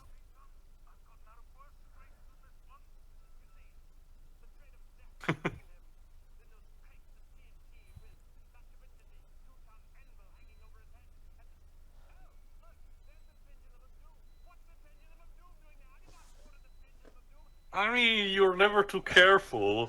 He doesn't want overkill. Fine. Yeah. You We'll don't take want- away we the can't have blood, pendulum. Yeah, we can't That's have blood. overkill.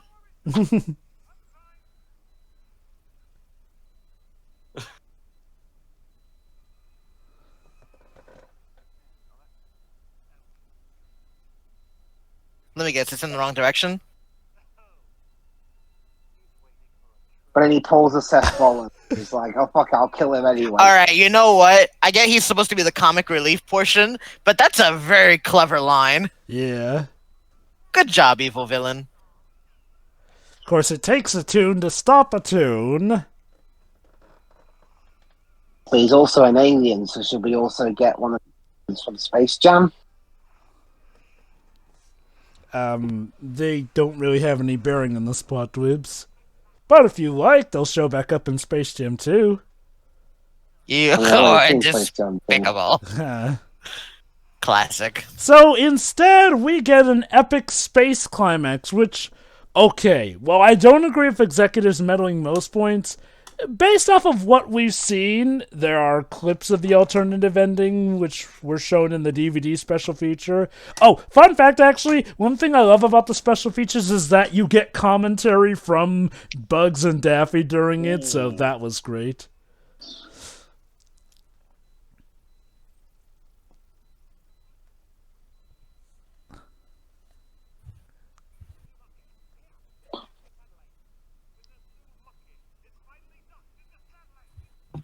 He's having fun. He Of course he really is.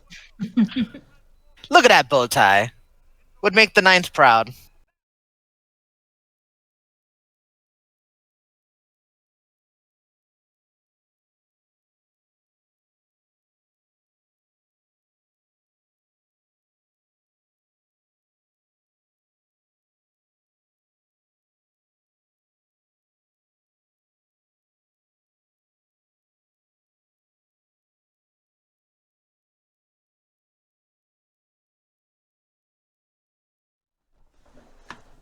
Okay. This just got weird. Her face. I love how his henchmen are okay with being turned into monkeys as well. I don't Really? think they have many brain cells Yeah, because he between never them. speak. He's more of a case of just following orders.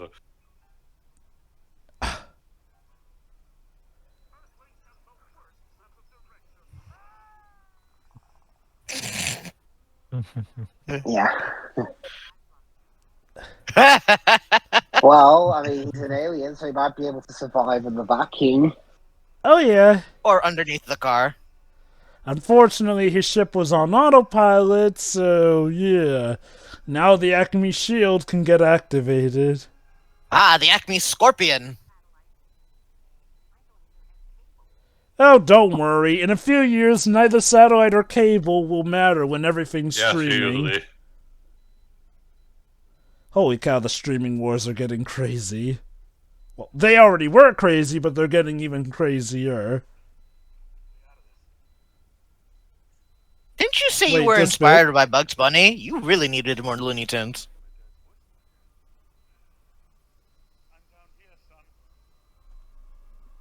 How long is that fuse? They want to keep it just so that he'll see if the train or the TNT kills him first. Remember, Tia, the TNT is just in case the train doesn't kill him.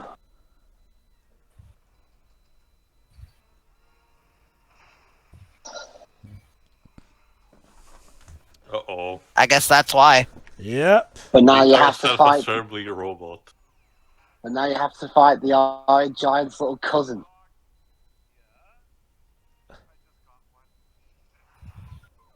Oh my god! It's I fine think- enough. It's fine I enough for think the this is time. where their budget was starting to run out. Honestly, it's fine enough.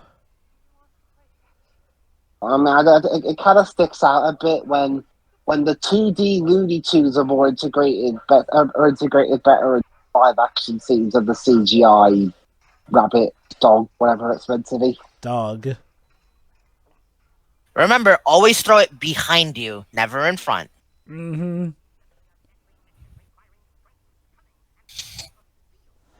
Is it time?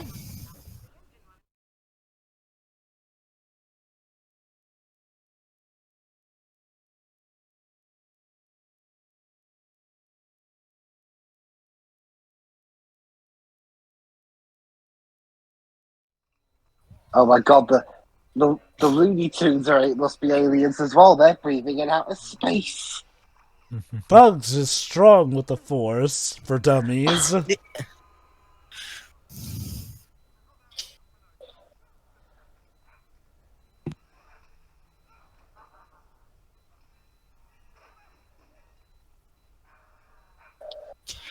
Monster Hunter wouldn't be popular until World, which came out in 2015? No, no, Jay. It was popular already with the 3DS titles, which were before World. Mm.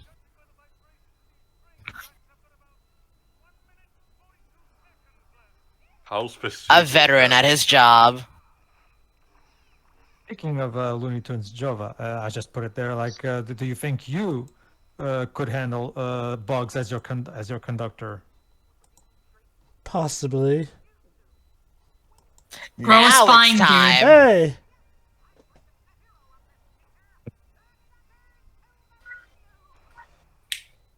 Yeah, it definitely checks out Again. that Doug Dodgers also came out the same year as this movie. Life just hates you, doesn't it? Duck. I,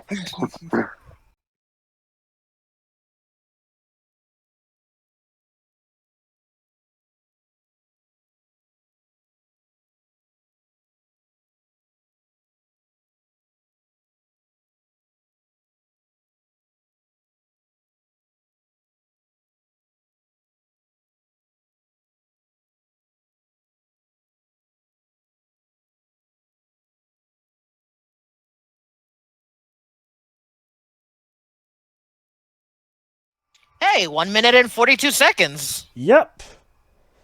Gotta love when movies time things just right for that. oh no! Oh, it's all right. Oh, I love this Oh. movie. Brendan Fraser They saying, don't Yeah, you pay needed me Fraser. enough. Don't pay me enough. They don't pay And now me. you know why he's going to sue them eventually. Lord knows he tried.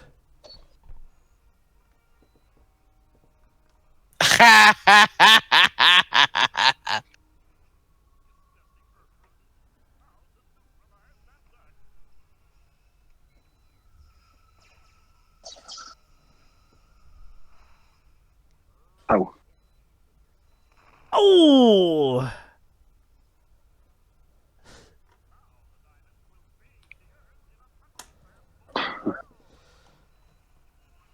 Now it's time for Daffy to finally save the day.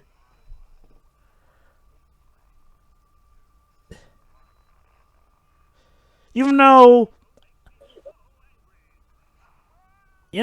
I gotta give credit to the companies who really just go that one extra step to have their death machines mention stuff like Overload and Kaboom on there. Like, Just to be safe. Yeah.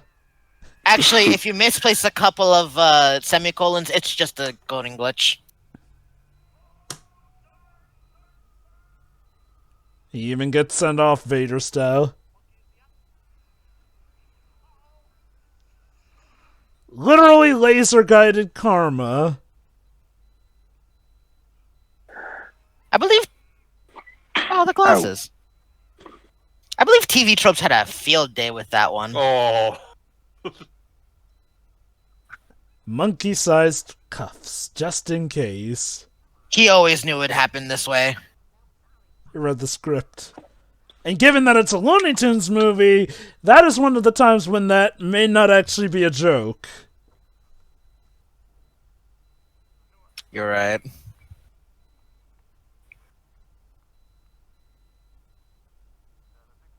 Uh-oh.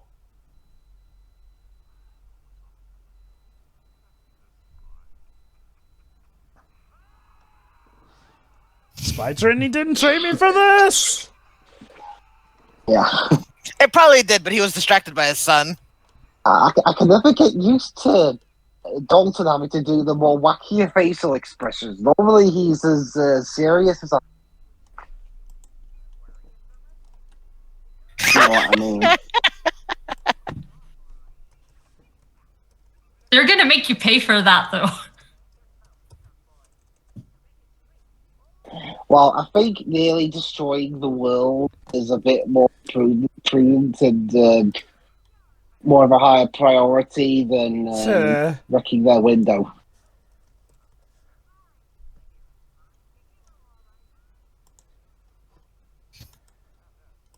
Who saved the day first out of you?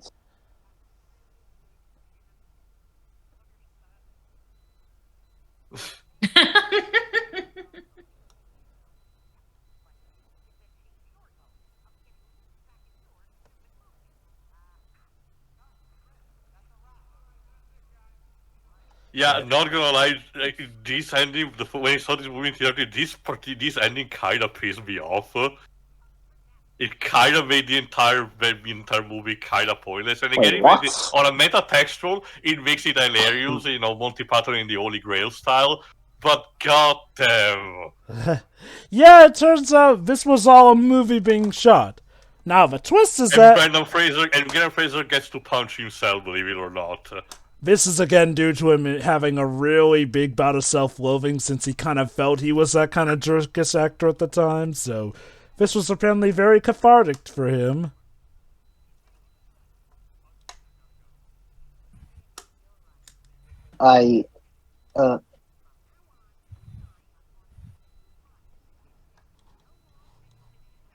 Yeah, I'm not sure what the...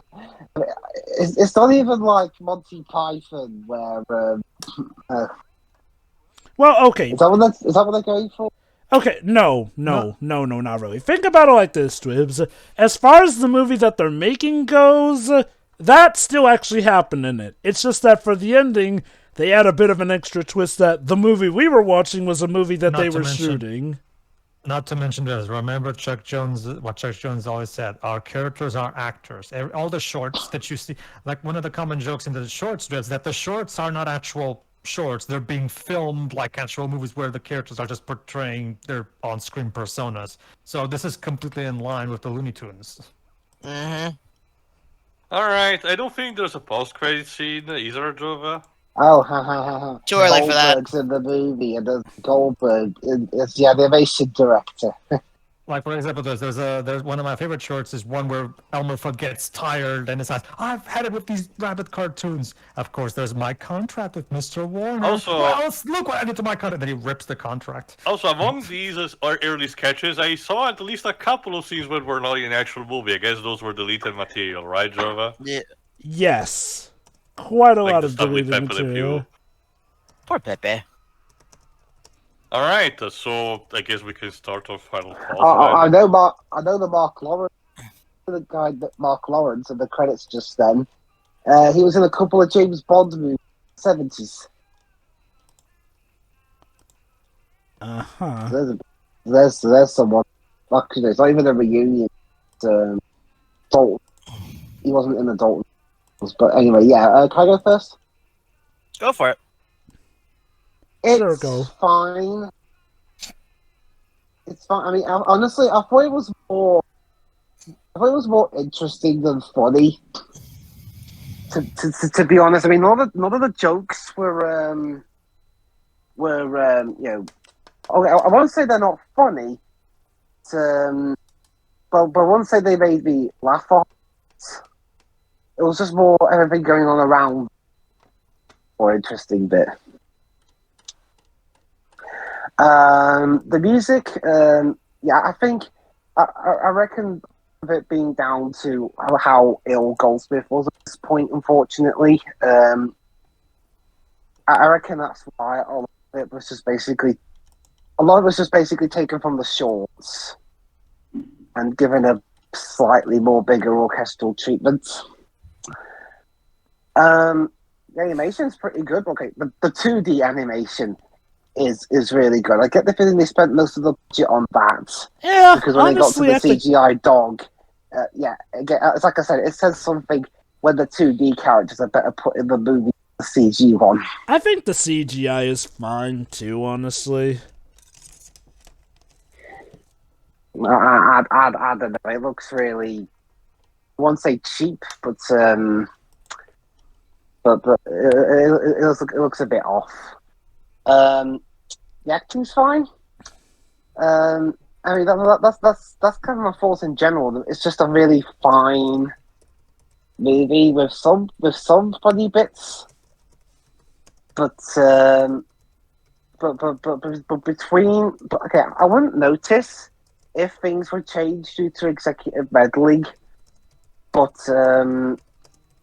between but I can speaking strictly as a movie, I can kind of see why people might not have been keen to see this.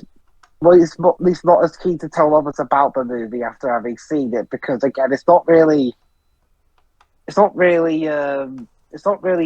funny as much as it's just more an interesting little flick, and that's about it. It's fine. But it was also kind of unfortunate this was around the time that 2D films were not doing too well in cinemas. Again, this wasn't helped by the executives pretty much sabotaging the film, so it was more or less pretty guaranteed to fail. Only so that they could go, oh look, we told you, for a self-fulfilled prophecy. And as Jova said earlier, Joe Dante was hardly as a victim in all of this, because he was he was acting like a bit of a prick himself. Specifically to Billy West. Yeah. Why to if you're gonna be a dick, I mean, don't be a dick anyway, but why to just one person in particular? Because Billy West didn't necessarily agree with his vision on stuff, and he was insistent that he try and sound like Mel Blanc to the point where it was too much of a strain on his voice, so he replaced him with Joe Lasky. Yeah, it's a good job this film wasn't made 20 years later. Otherwise Dante would have said, you know what, we're going to use crappy sounding AI technology to. I don't think official studios are doing that these days. Disney are. Have you heard AI Luke's voice in the Book of Boba Fett? Wait, no. I'm pretty sure, didn't they no, they got back Mark Hamill for that role, just used him. No, they used AI. Oh wait, never mind. Recreate. Oh wait, never mind. Hold on. You're talking about Book of Boba Fett. I thought you were talking about Mandalorian for a bit. Yeah. I won't go into it much, but I'll just say this: I don't think voice actors have too much to worry about at the minute. I mean, AI voice acting is getting better, but yeah, no, at that time, no. Yeah, but in general, again, it's fine. Between this coming out not too long before Lord of the Rings, which was the big thing at the time, yeah, I can see why people were more interested in seeing that than this. And the demographics aren't too dissimilar for it to make an effect. Again, it's a good movie, but one that got screwed over high by the executives in more ways than one. Which is funny because they were taking the piss out of executives. Oh, yeah. Oh, right, there is this post-credits scene. Oh, I've already turned the movie off. Yeah, same, I didn't realize. Relevant. Why wasn't this in the movie itself more than anything? It feels like something that should have been in the middle of the casino scene. Why is it there? Whatever. And added extra. Go on. But yeah, that's it. Cheery. I just think that was cute and fun. That's it, really. It was good. I very much enjoyed it. The acting was good, and I actually did like the CG stuff. I thought that was fine too, honestly. Mm-hmm. Yeah, it's just goofy and funny. But I'm not sure what else I have to really say. It's good. That's really it. Sorry. Okay. Alright, do you mind if I go next? Go on. Alright, this is actually pretty right. Much better than Space Jam to me. But I do have still some minor issues with it. The plot is a bit too... You can kind of tell that this plot essentially is a collage of micro sketches that they were kind of reassembled into a complete product, because a lot of the plot points, feels like you could then cut away and just replace with an exposition in another scene and nothing will change. And apparently it was kind of the case, because at least the Area 52 sequence at some point was supposed to be cut entirely. So that's interesting to know. And then that ending, like nowadays I get it more, the idea metal thing. But back when the Looney Tunes that I was watching at the time when the movie was made were, okay, how can I explain this? Still the more bizarre and crazy ones. They were not still on the kind of meta level. I accidentally skipped those kinds. So when I was presented with this kind of ending, I was kind of like that I wasted my time with the movie. Here's the reason I wasn't. And again, since I knew about the poor struggle that Brendan Fraser went through, seeing him punching himself felt more like the movie in itself. Saying that it wasn't worth it back then. So here's my take on it. The reason I didn't get mad back in the day is because, unlike a lot of those other examples, the stakes within the movie itself actually are intact. Like, this isn't like, the ending of Monty Python and the Holy Grail where we don't even properly get an ending. Like, no, we do get the climax here. It just turns out that the movie we were watching was something that they were filming. Within the movie... I understand, Jova, but I can tell you that at least for me, at a younger age, at least for back then, my brain did not register that and thought that the entire thing was just staged up. Ah, okay. I can see how that would rub you the wrong way in that regard. But again, that was back then, Nowadays, the movie is perfectly fine. Like I said, much better as the movie about Looney Tunes than Space Jam. I still reiterate what I said at the beginning, however. Why can't they have a straightforward Looney Tunes movie? I do believe that the potential is there to do.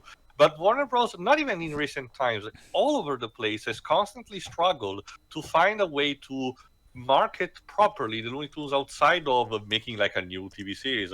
Even in the video game format, after the PS2 era, they kind of just stopped doing games. And nowadays, the closest that they had aside from present crossovers like Multiversus is a gacha game, a gacha RPG game, which is fine. I actually gave it a look and it is fine.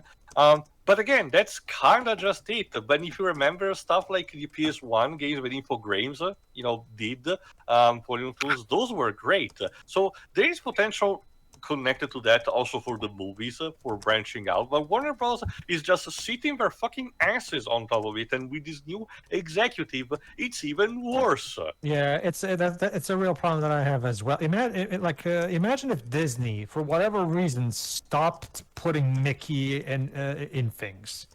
That's kind of... that kind of did happen for not for Mickey Jova, to be honest. That's what happened with Oswald, no. Well, Oswald just got outright abandoned. Like, to be fair, ironically... Must not be such a lucky rabbit. I still want Oswald eventually in Kingdom Hearts, but whatever. The point is that, again, I do believe there's potential for more of this, but we don't get anything, about it. And it's kind of sad. It's also, like he said, we mentioned, the harshness in hindsight, not just for the state of Warner Bros. Right now, but also for, again, Brendan Fraser. Again, Brendan Fraser was one of the major actor that back when I was a teenager I absolutely adored, thanks to stuff like The Mummy. But I saw also a couple of the movies, well, all of them eventually, but a couple of the movies that didn't mention that Brendan was doing around this time, like Inkheart. Brendan is the kind of actor who puts passion in whatever he's doing, almost literally, because for stuff like The Mummy, he was doing even his own stunts. And he was in and out of the hospital apparently because of that. Not to mention what Jova said, he was suffering from severe depression and self-loathing because he was believing to be too much of a jackass, when in reality he really wasn't when you get down to it, and he was just self-destructing. Again, thank fuck in recent times, he seems to be actually, getting back on track, and he can finally shake off the just fuck my shit up meme, so here's hoping. But again, as for this movie, perfectly fine. I don't mind even the voice acting. I can tell you I kind of sort of prefer the dub of My Country, but that's mostly on a very small, marginal level compared to this one. Otherwise, I will just take this. I don't really think it's better or anything. And I kind of agree with Jova at the beginning. There should have been more cameos, and it's ironic considering nowadays Warner Bros. Loves to shower, cameos out the ass. Especially with stuff like, Space Jam: A New Legacy. So that's a shame, even for Joe Dante, who had to be basically pestered because of this and kind of lost faith even in the whole project. That's really a shame. So yeah, the movie stood the test of time as it is for me. It could have been better, but it's fine as it is as well for me. Next. Pedro. Yeah, no, it's really fun. It really is. I grew up. Okay, see, here's the thing. Back when I was a kid in the mid '90s, sometimes Cartoon Network used to do a lot of marathons back in the day, and sometimes they would have a Looney Tunes marathon, meaning they would just air nothing but Looney Tunes shorts for like a full afternoon or maybe even a day or whatever. So I consumed a crap ton of classic Looney Tunes shorts as a kid and completely absorbed the humor style. So, which is why I'm always, very particular about, keeping. And this movie keeps the spirit of those shows alive very well. Like the humor is very much on point. See, okay, then here, just to throw a bone. Here, like unlike Teo, I will throw this bone. I can enjoy the first Space Jam movie as a campy '90s movie that was just has that '90s corniness to it. But yeah, as a Looney Tunes movie, the Looney Tunes are for the most part either out of character or the jokes themselves are not written in that same style of the shorts. But in this movie, on the other hand, yeah, this movie definitely understands the Looney Tunes. So yeah, it's really fun, and the character, even the live action actors are clearly having a lot of fun, especially Steve Martin. So yeah, it is a lot of fun actually. So definitely no complaints here, especially considering the fact all the behind the scenes information. Yeah, the fact that the movie's as good as it is already kind of a miracle. So yeah, that's it. Go on, Jay. Yeah, it's a Looney Tunes movie. It's 2 hours of Looney Tunes gags and skits that probably just didn't make the cutting room floor or were recycled from the past with a bunch of humans awkwardly put together. Who Framed Roger Rabbit? This movie is not. But you know what? Nearly 20 years later, I'm not going to lie. It does kind of stand the test of time. Mm-hmm. It's a Looney Tunes movie with absolutely no... Well, I can't say no plot, but paper-thin plot that's not trying to really be as allegorical as it accidentally became in our modern time frame. If you look any deeper beyond the surface, there's not really that much to find. It's just Looney Tunes. It's Looney Tunes on top of Looney Tunes for the next 2 hours. It sucks that they pulled the Looney Tunes shorts off the WB Air by this point in time, so a lot of people didn't recognize what they were looking at. Mm-hmm. But for the people who grew up with it, myself included, it's just a fun little love letter for everything else, even though the labor that came behind it wasn't so lovely. But I don't really expect a lot out of it, and I was satisfied with what I got. In 2022, it still holds up really damn well. So congrats on not necessarily being timeless, but being good for what it was and what it is now. That's really all you get. Not the greatest. I still think I prefer Space Jam over it. But yeah, no. It's good for what it's worth. All right, then. Anything else? Just to mention, Exit. Jova, Stage left. Yes, just Theo? to mention, Jova, I found the answer when I was looking at the beginning of the movie. Dick Miller, the guy who plays the old security guard. Oh, yeah, I mentioned his name. No, but I know why he's in the movie, and it felt like he was like the kind of like similar to Lou Ferrigno as the cameo in the Hulk stuff. That's because he's a regular of Joe Dante. He has starred in almost all of his movies outside of 2. Huh, So, cute. sadly, he passed away in 2019, but he has been a very prolific actor, so that's pretty cool. All right, then. Go ahead. Yeah, no, I love this movie. Like, honestly, but I consider it and Space Jam to be companion pieces of, again, that time when Warner Brothers were actually having faith in Looney Tunes before we got to all that BS. Like, no, despite all the troubles it went through, this turned out to be a good movie. As good as Who Framed Roger Rabbit? Maybe not, but I still find it a very fun picture, and one that absolutely takes no prisoners with all the corporate executive meddling that it likes to poke fun at. To the point where literally one of the corporate executives is the main character who thinks she knows what's best, but pretty much 80% of the time turns out to be wrong.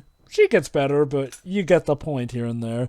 And the and the fact that the Warner Brothers themselves are literally old, out-of-touch men who don't really get how the business should actually go here and there. Like, no, the jokes here are witty, funny. They're either Looney Tunes gags that pretty much have been modernized and aged up for the time, or again, takes at the makings of a film, right down to the product placement with that Walmart scene. And the cameos are very good without being obnoxious. Like, you'll get background characters here and there, or characters discussing the business as well.